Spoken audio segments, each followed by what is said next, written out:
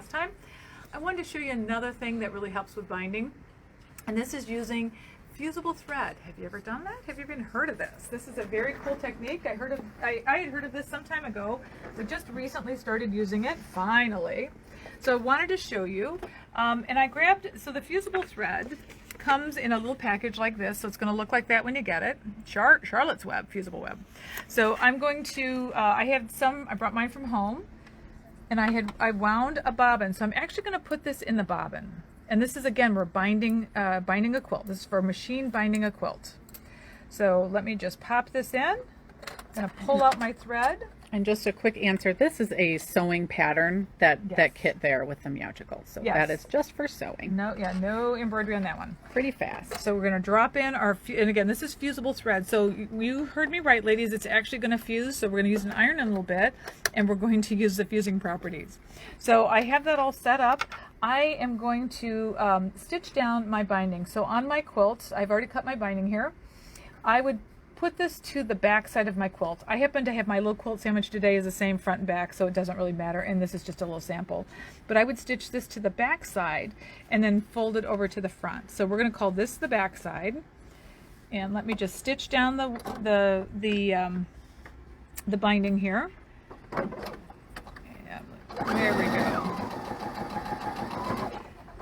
And hold my fingers together. Got to hold my tongue in my mouth just right to make it all work.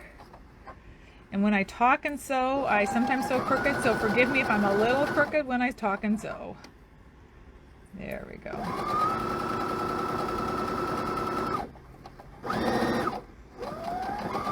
All right.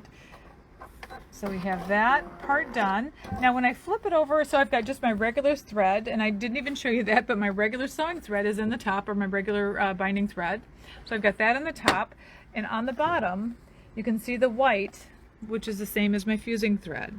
So for this step, I'm going to step over to my ironing board right here, and my iron that shuts off automatically, ladies, which drives me insane. I'm going to have to let it warm up for a second.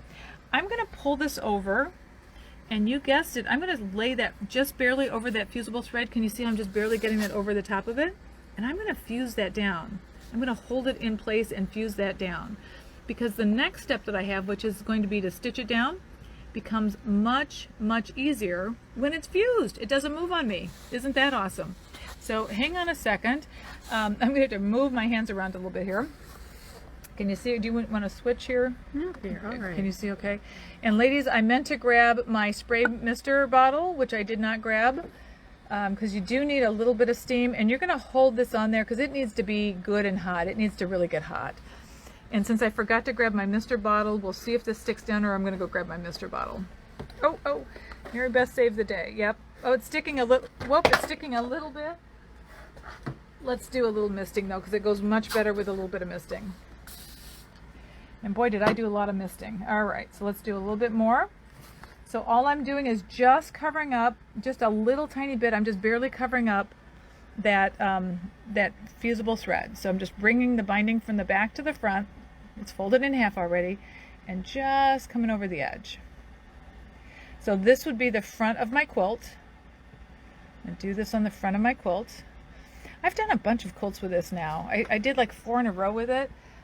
Really liked it. I had no issues with it catching both the front and back. I had no issues with it. It just made it so much easier. So now it's all pressed in place, and it's actually stuck.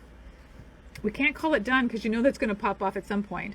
But this, because it's stuck there, this makes it so much easier for me to pop back over to my sewing machine. It's very important, I do want to remove my fusible thread because we do want to have fusible thread now. So do remember to pull that out, set that off to the side, and I'm going to put my regular sewing binding thread in, whatever it is you'd like to bind with. I kind of kept a blue that's a little brighter just so you can see me stitching a little bit. I don't know that, I didn't try to match, honestly. The last thing, I'm going to show you again, this will be the final step, the foot that we used last time. If you've got that, this is an awesome foot. If you didn't get it, ladies, this one will fit on the Baby Locks or the Brother machines. It is an amazing foot. So this is called the binding foot. There's a little line right here. Do you see the little line? I'm going to just set this down. There's a ridge underneath that lines up with that line when I put my presser foot down.